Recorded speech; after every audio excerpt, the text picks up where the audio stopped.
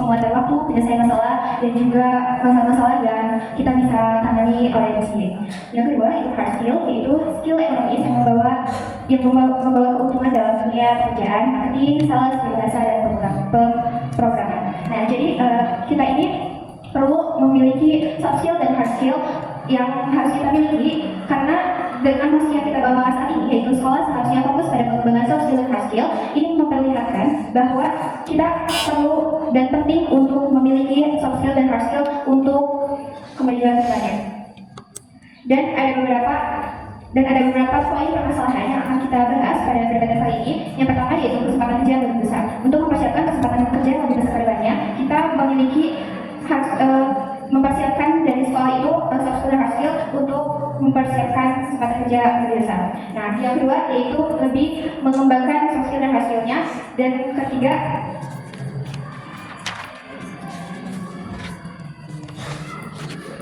dan yang terakhir adalah soft skill yang diutamakan selama masa sekolah menuju dunia kerja. Terima kasih. Jadi kami sangat setuju dan kami sangat pro dengan mosi perdebatan pada pagi hari ini, karena kami rasa sangat penting untuk memiliki hal tersebut untuk mengembangkan kesempatan kerja yang lebih besar. Karena bisa kita lihat banyak sekali masalah-masalah yang perlu kita tangani pada kesempatan kerja yang akan kita hadapi nanti. Kita memerlukan persiapan yang sangat matang dari mulai dari sekolah untuk persiapan kerja kedepannya lebih baik. Terima kasih. Waktu tersisa masih 2 menit. Apakah cukup atau ada tambahan? Dipro? Mengurangi soft skill kita akan menemukan hard skill kita. Oleh sebab itu, kita di sini ditekankan kontra pada lebih fokus terhadap soft skill. Yang harusnya soft skill dan hard skill itu seimbang. Karena di dalam soft skill dan hard skill ini memiliki value atau isi yang sama, atau mereka saling menguntungkan, atau dalam ininya simbiosis mutualisme. Ya, terus pada soft skill ini yaitu pengembangan karakter. Jadi sebelum kita menggunakan hard skill kita mengembangkan karakter kita pada soft skill kita. Setelah kita telah tahu karakter kita sudah memiliki karakter, kita akan mempunyai rasa skill kita yang muncul karena minat kita dan bakat kita yang telah diketahui pada pengembangan soft skill. Oleh karena itu, hard skill dan soft skill itu memiliki nilai yang sama. Dan saya tekankan kembali, saya kontra pada kata lebih fokus terhadap soft skill daripada hard skill. Mungkin itu yang dapat saya bawakan.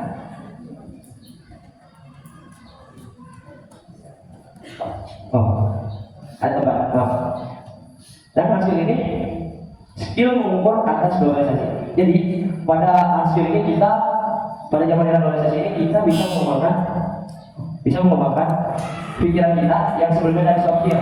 Nah, di sini hasil kita bisa dikembangkan sebelumnya kita soft skill yang bisa dikembangkan untuk kita tentunya sangat setuju dengan mosi ini. Mengapa demikian? Karena seperti yang kita ketahui dan yang telah dijelaskan oleh pembicara pertama kami, bahwasanya soft skill merupakan kemampuan pengendalian diri yang mencakup komunikasi, penyelesaian masalah, pembuatan diskusi, keberhasilan dalam bekerja sama, dan juga etika, moral, dan juga empati.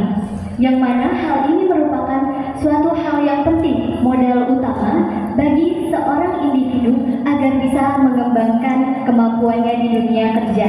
Karena apa relevansinya, apa gunanya jika mempunyai hard skill tapi tidak mempunyai kecerdasan secara karakter dan juga moral. Tentunya seperti yang bisa kita ambil dalam contoh korupsi dan juga penggelapan dana. Ada juga banyak kasus-kasus penipuan. Hal itu berasal dari mana? Hal itu berasal dari gangguan atau keterbatasan kemampuan penggunaan pengendalian soft skill atau karakter itu sendiri.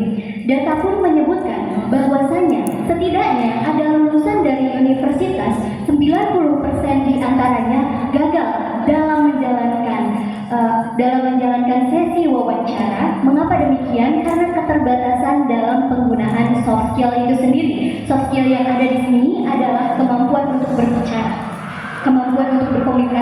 Seperti yang kita tahu dan audiens sekalian tahu bahwa kemampuan untuk berkomunikasi merupakan kunci dari sebuah terjadinya kesuksesan, dari sebuah relasi yang ada.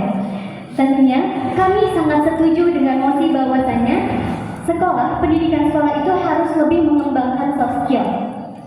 Seperti contohnya di pendidikan di Jepang, pendidikan karakter atau moral itu dari masa prasekolah sampai masa sekolah. Dipersilakan saudaraku.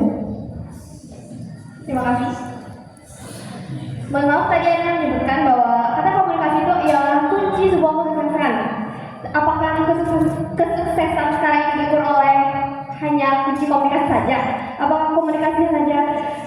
Apakah kesuksesan tersebut itu hanya dapat diraih oleh komunikasi saja? Terima kasih. Baik, terima kasih atas argumentasinya dan saya akan menjawab dari tim lawan. Saya tadi menyebutkan dasar dari kesuksesan, salah satu kuncinya adalah dengan berkomunikasi. Bagaimana kita bisa memberitahukan kepada dunia, mengemukakan kepada tujuan kita, misalkan kita ingin melamar pekerjaan. Bagaimana kita menyampaikan kemampuan kita jika kita tidak bisa berbicara?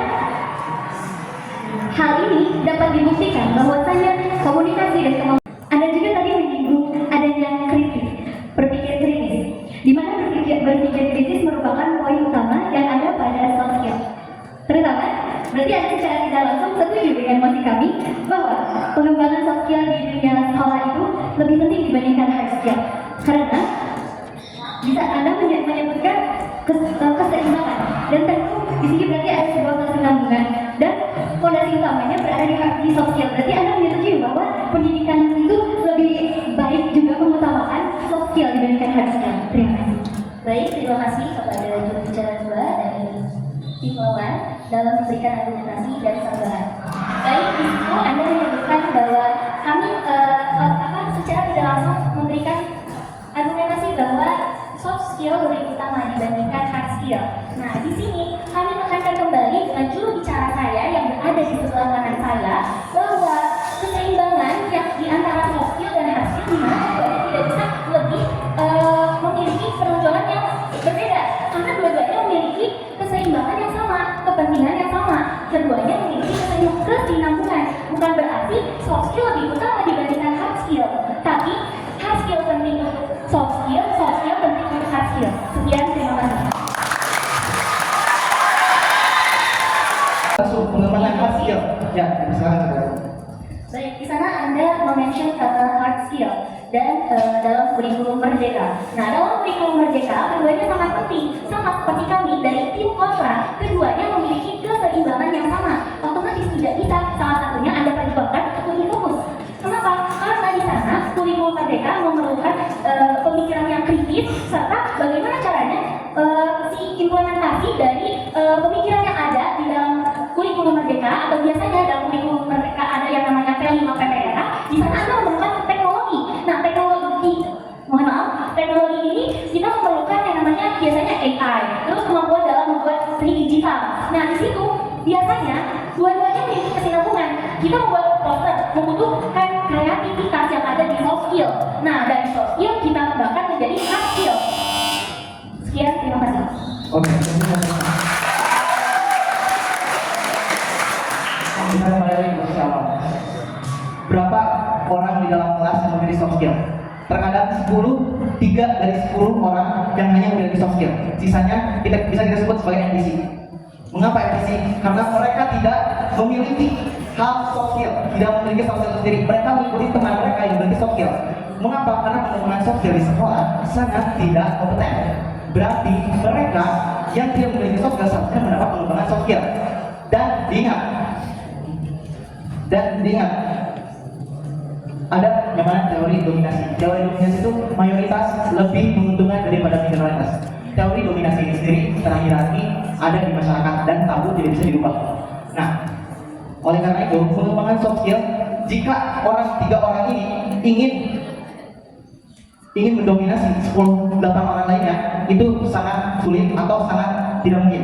Karena mayoritas lebih condong benar walaupun mereka salah terhadap minoritas. Interupsi. Siap, terima kasih. Terima kasih kepada teman-teman yang sudah memberikan ide saya untuk interupsi. Baik, misalnya Anda menyebutkan tadi bahwa adanya keperluan sosial yang mendominasi. Nah, kalau dari kami tadi kayak misalkan orang tuh lebih memilih dalam pertemanan itu yang memiliki kelebihan sosial. Nah, sedangkan dalam suatu misalkan contohnya organisasi itu merupakan keduanya, sosial dan hard skill, karena di sana ada peran. Nah, dalam permasalahan sosial ada yang disebut dengan teori fungsionalisme. Nah, dalam teori fungsionalisme bisa dikatakan jika suatu yang namanya suatu peran tidak berfungsi sesuai dengan statusnya. Nah, di situ jika Anda mengimplementasikan keduanya untuk lebih fokus terhadap soft skill, maka bagaimana cara Anda menghargai hard skill di mana peran tersebut penting bagi dalam mengerjakan objek selanjutnya. Nih kayak misalkan di office. Sekian, terima kasih kepada moderator dan Soft skill tidak dimiliki semua orang. Itu yang perlu digarisbawahi. Soft skill tidak dimiliki semua orang, tapi bisa dikembangkan oleh semua orang. Dan hard skill tentunya bisa menjadi dikembangkan semua orang secara tidak langsung di sekolah atau kita bisa learning. Sedangkan soft skill itu sendiri sulit untuk dikembangkan, bisa tapi sulit. Mengapa? Karena orang-orang Indonesia cenderung malas. Orang-orang Indonesia cenderung malas. Atau kita sebut Gen Z itu malas. Mengapa Gen Z itu malas? Dikarenakan Gen Z dengan kemudahan yang ada, Gen Z selalu terlena. Pertama, apakah jam kosong akan digunakan untuk belajar tentang soft skill? Apakah Anda akan belajar tentang public speaking? Tentunya jarang orang yang melakukan seperti itu. Tetapi hard skill secara tidak langsung dipaksa oleh guru di kelas. Semuanya harus bisa menyeimbangkan antara soft skill dan hard skill tersebut itu harus seimbang.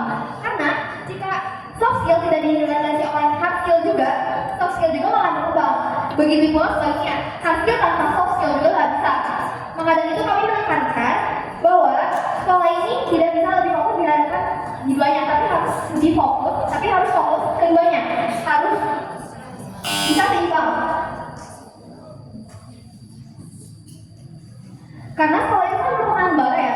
Nah, merupakan lembaga di mana lembaga itu juga harus bisa mengajarkan soft skill dan hard skill.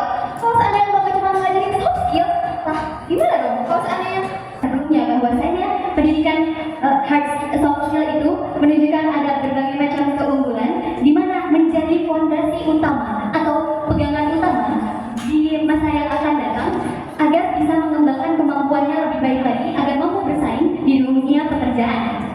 Yang namanya kemampuan itu bisa dikembangkan, sedangkan soft skill merupakan suatu pegangan atas diri sendiri dan kendali atau sebuah dasar yang menentukan bagaimana kecerdasan seseorang. Terima kasih. Ya, terima kasih. Tadi Anda mengatakan bahwa soft skill ini harus dilandasi oleh di SMA kan? Nah, mohon maaf, tadi Anda bilangnya pas ada soft skill ini kita harus menyiapkan soft skill untuk dunia pekerjaan. Nah, di sini kita menekankan bahwa sekarang ini kita lagi SMA ya. Nah, kita juga harus lebih menekankan soft skill dan hard skill buat kita tuh bisa lebih mengasih yang terbaik buat dunia perkuliahan dan pekerjaan. Kalau seandainya cuma kita belajar soft skill doang, kalau kita seandainya cuma mempelajari soft skill doang, gimana kita ngasih yang terbaik buat dunia pekerjaan dan perkuliahan? Makanya di sini sekolah juga itu harus bisa menekankan soft skill dan hard skill supaya soft skill dan hard skill tersebut bisa memberikan hasil yang terbaik buat nanti kita bekerja dan berkuliah.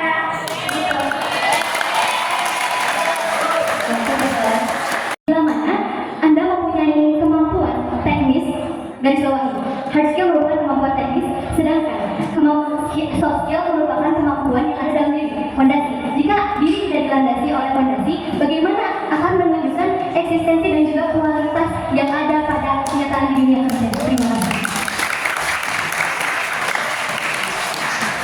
Ya, terima kasih atas ilmunya. Di sini kalau menekankan lebih tegas lagi, kalau di sini kita tuh fokus terhadap harus lebih fokusnya ya. Nah, karena kita tuh sekarang kan lagi di lembaga sekolah, makanya kita tuh lebih menekankan, lebih memprioritaskan soft skill dan hard skill itu seimbang. Karena sekarang kita lagi di lembaga sekolah, gimana caranya nanti kita bisa mengasih yang terbaik pada dunia pekerjaan dan dunia perkuliahan. Tuh, sekian dari saya. Terima kasih. Diperingatkan kembali kepada kedua tim, mohon gunakan bahasa Indonesia yang baik dan benar. Selanjutnya pemaparan kesimpulan dipersilakan kepada pembicara 2 atau 3 tim pro untuk memaparkan.